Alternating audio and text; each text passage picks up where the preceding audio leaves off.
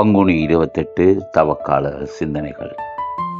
இன்றைய உலகிலே ஒருவரிடம் வாழ்வில் எது உயர்ந்தது, முதன்மையானது என்று கேட்டால் சிலர் பணம் என்பார்கள், சிலர் புகழ் என்பார்கள், சிலர் இன்னும் சொல்ல போனால் அவர்கள் தங்கள் தகுதி என்பார்கள்.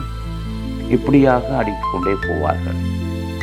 ஆனால் இன்றைய இறைவார்த்தையின் ஒளியிலே நாங்கள் சிந்திக்கின்ற பொழுது உலகில் உயர்ந்தது அன்பு என்று சொன்னால் மிகையாகாது.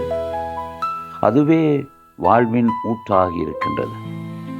அடிப்படையிலே நாங்கள் சிந்தித்து பார்க்கின்ற பொழுது கடவுள் எதற்காக எங்களை படைத்தார் என்ற ஒரு கேள்வி எழுகின்றது. அது ஒரு சிறிய கேள்வியாக இருந்தாலும் $1000 பெறுமதியான ஒரு கேள்வி என்று கூறுவார்கள். முதலில் கடவுள் எங்களை படைத்தது அவரை அறிவதற்காக. அவரை அறியாமல் நாங்கள் அவரை அன்பு செய்ய முடியாது. இதுதான் அடிப்படை. நாங்கள் ஒருவரை அறியாமல் சமூகத்தில் கூட ஏன் நாங்கள் அன்பு செய்ய முடியாது.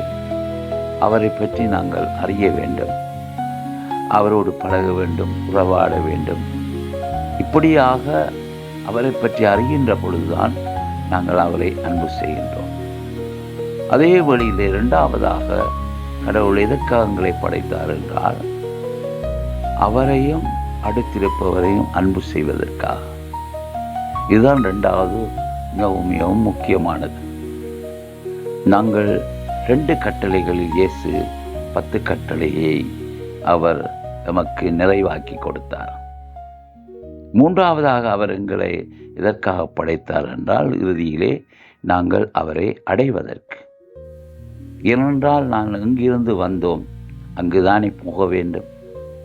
ஆகவே கடவுளே எங்களை படைத்தார் என்றால் நாங்கள் கடவுளுடன் தானே திரும்ப வேண்டும். இந்த உலகிலே நாங்கள் இறந்து ஒரு சுவரிலே போட்டோவாக தொங்குவதற்காக நாங்கள் பிறக்கவில்லை. மாறாக நாங்கள் இந்த உலகத்திலே அன்பாக வாழ்ந்து உறவுகளோடு வாழ்ந்து ஒரு நிறைவான வாழ்க்கை வாழ முயற்சித்து இறுதியிலே அன்பிலே இந்த உலகத்தை விட்டு விடை பெறுவதுதான் உண்மையான இந்த வாழ்வின் நோக்கம் என்பதை எத்தனையோ பேர் இன்று மறந்து வாழ்ந்து கொண்டிருக்கிறார்கள்.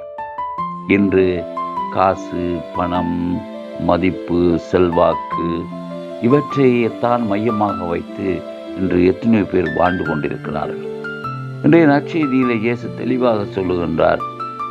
ஒரு சட்ட வல்லுநன் கேட்ட பொழுது உலகிலே முதன்மையான கட்டளை எது என்று கேட்ட பொழுது அவர் சொல்லுகின்றார், இயேசு முதன்மையான கட்டளை என்று சொல்லுகிற பொழுது உன் ஆண்டவராய் கடவுளை உன் இதயத்தோடும் உன்னுடைய ஆற்றலோடும் அறிவோடும் நீ அன்பு செய்ய வேண்டும் என்பதும், அதே வேளையில் உன் அயலானையும் அடுத்திருப்போனை நீ அன்பு செய்வதை விட மேலான கட்டளை எதுவும் இல்லை என்று சொல்லுகின்றார். ஆகவே எமது கிறிஸ்தவ வாழ்விலும் ஊற்றாக அடித்தளமாக அச்சாணியாக இருப்பது அன்பு என்று சொன்னால் மிகையாது. ஒரு கண்ணில் வெண்ணையும் இன்னொரு கண்ணில் சுண்ணாம்பையும் நாங்கள் வைத்து வாழ முடியாது. ஆகவேதான் கடவுளை அன்பு செய்யவும் அடுத்திருப்பவரை அன்பு செய்வதும் எங்களுடைய கிறிஸ்தவ வாழ்வின் 2 கண்கள் போன்றவை. ஆகவே இயேசு இன்னொருபடி மேலே சென்று சொல்லியிருக்கிறார், உங்கள் பகைவர்களையும் அன்பு செய்யுங்கள், உங்கள் சபிப்பவர்களையும் ஆசி கூறுங்கள் என்ற ஒரு புதிய வேதத்தை அவர் கற்றுத்தந்திருக்கின்றார். ஆகவே இந்த உலகத்திலே இந்த அன்பை முதன்மைப்படுத்தி வாழுவோம், அனைவரோடும் இரக்கமாயிருப்போம், இறைவன் மட்டும் எங்கள் மன்னிப்பை வெளிப்படுத்தி இந்த தவக்காலத்தை அர்த்தமுள்ள விதத்தில் கொண்டாடுவோம். ஆமென்.